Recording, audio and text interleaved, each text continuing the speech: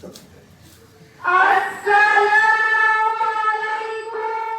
warahmatullahi wabarakatuh.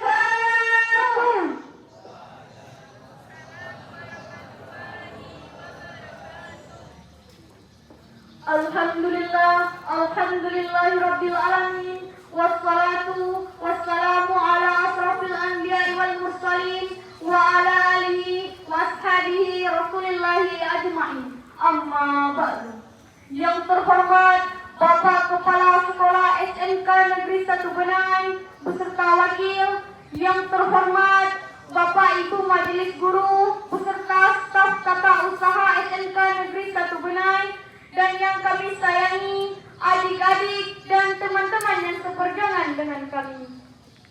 Pertama-tama, marilah kita bersyukur kepada Allah Ghafur yang nikmatnya tidak terukur, oleh para konduktor, oleh para insinyur, oleh para direktur, apalagi tukang cukur.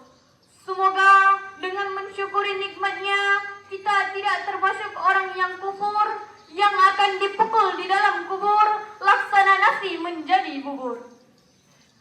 Selanjutnya, salawat dan salam semoga tercurah limpahkan kepada Habibi tertinggi anti korupsi, baginda termulia anti hidup mewah, insinyur termasyur anti lacur, yakninya baginda Nabi Muhammad SAW, dengan melafazkan Allahumma sholli ala Muhammad wa ala ali Muhammad. Semoga salawat ini menggema di tengah carut marutnya dunia. Berabad-abad sudah terlewatkan, ratusan, ribuan, jutaan, bahkan miliaran umat telah menggantikan, namun nama agungnya tidak pernah tergantikan. Hadirin yang berbahagia, pada kesempatan yang baik ini, kami ingin mengetengahkan untayan Sarhil Quran yang kami bingkai dengan judul Kemuliaan Membaca Al-Quran. Membaca Al-Quran mengandung banyak sekali kemuliaan. Umat muslim memiliki kesempatan untuk meraih pahala dari setiap ibadah yang dikerjakannya, tak terkecuali dengan membaca Al-Quran. Al-Quran merupakan huda linnas, petunjuk bagi manusia. Al-Quran sudah dimulai sejak Nabi Adam alaihissalam baru diciptakan sampai Nabi Muhammad SAW. Al-Quran pertama kali Allah menurunkannya yaitu dengan perantara malaikat Jibril, yaitu yang dijelaskan dalam surah Al-Alaq ayat 1-5 yang berbunyi, A'udzu billahi minasy syaithanir rajim.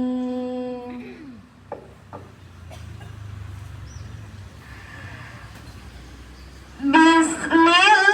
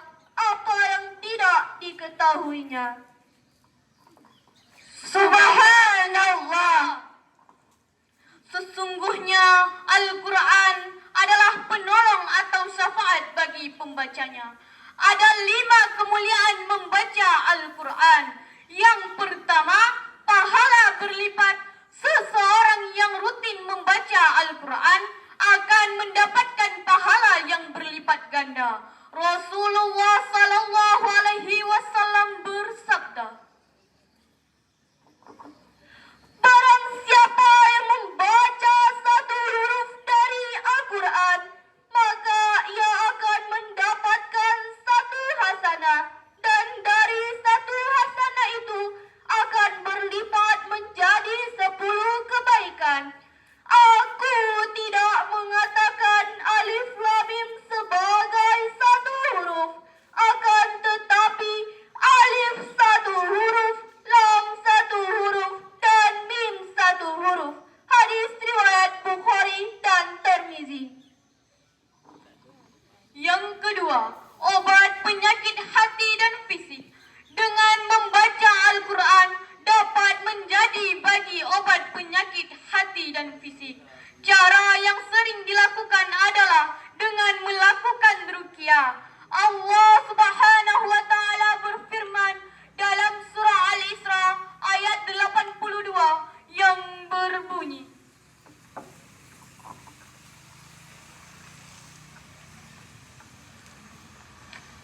وَنُنَزِّلُ مِنَ الْقُرْآنِ مَا هُوَ شِفَاءٌ وَرَحْمَةٌ لِّلْمُؤْمِنِينَ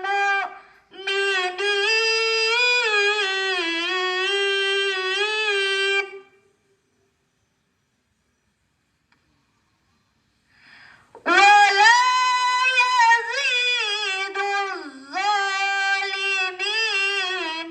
إِلَّا خَسَارًا.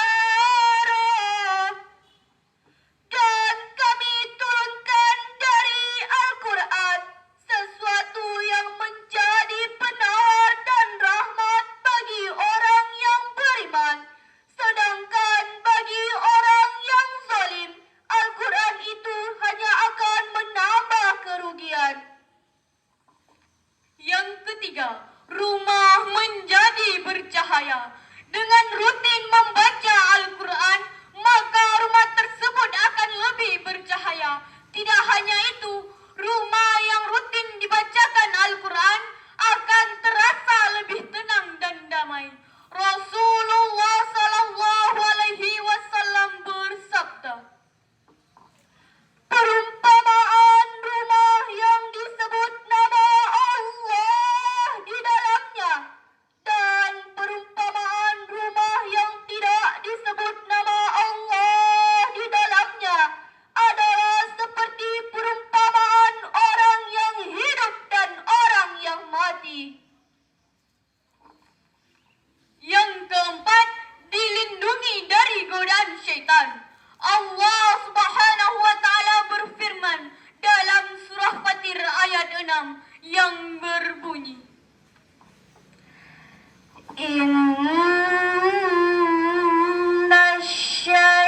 Innasyaitanā lakum yazidus.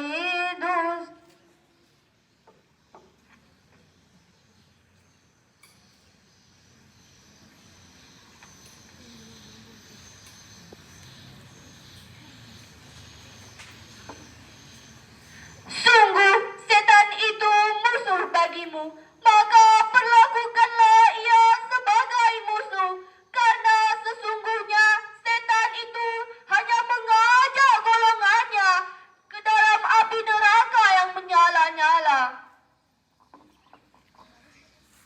Yang terakhir, memberikan syafaat di akhirat kelak. Dengan membaca Al-Quran akan menjadi penolong atau syafaat bagi pembacanya, tidak hanya di dunia, bahkan di akhirat. Yuk teman-teman, kita gembarkan, kita rajinkan, kita banyakkan membaca Al-Quran. Kalaupun masih merasa belum pandai, belum paham, belum bisa menutur melafalkan huruf Al-Quran, kita masih bisa belajar melalui internet. Sudah sangat mudah sekali bagi kita untuk mempelajari Al-Quran.